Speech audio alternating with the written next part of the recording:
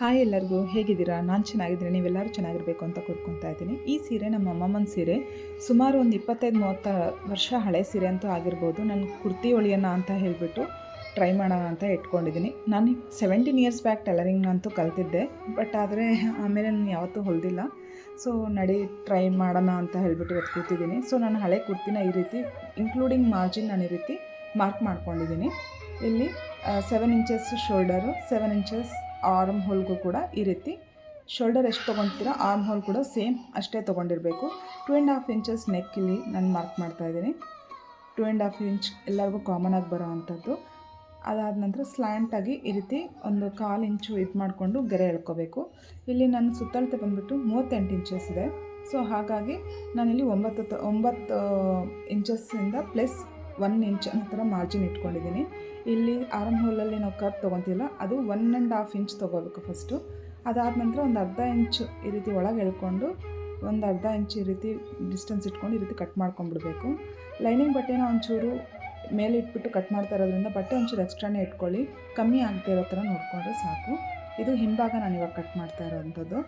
ಇವಾಗ ಇದು front part ನೀಟಾಗಿ ಕಟ್ ಮಾಡ್ಕೊಂಡಾದ ನಂತರ ಈ ರೀತಿ ಕಾಣಿಸುತ್ತೆ. ಅದಾದಮೇಲೆ ಸ್ಲೀವ್ಸ್ ಕೂಡ ಅಷ್ಟೇ.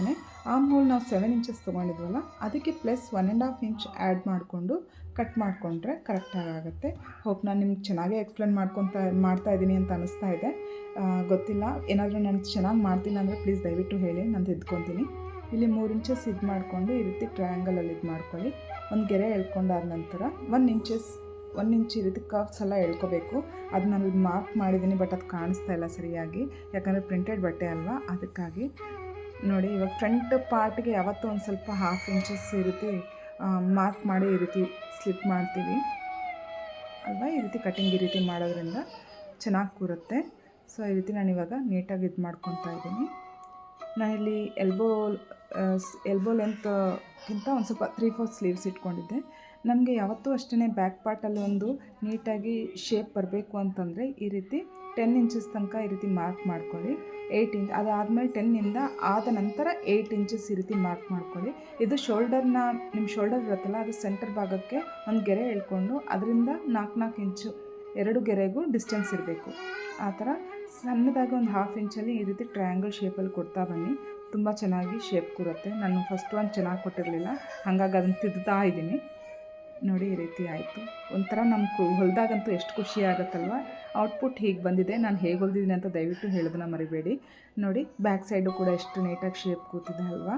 ನಿಮ್ಗೆ ಇಷ್ಟ ಆದರೆ ಪ್ಲೀಸ್ ಲೈಕ್, ಶೇರ್, ಸಬ್ಸ್ಕ್ರೈಬ್ ಮಾಡೋದನ್ನಂತೂ ಮರಿಬೇಡಿ. ನನಗಂತೂ ನಮ್ಮಜ್ಜಿ ಸೀರೆ ನೋಡಿ ತುಂಬ ಖುಷಿ ಆಯಿತು. ನಿಮಗೂ ಇಷ್ಟ ಆಗುತ್ತೆ ಅಂದ್ಕೊಂಡಿದ್ದೀನಿ.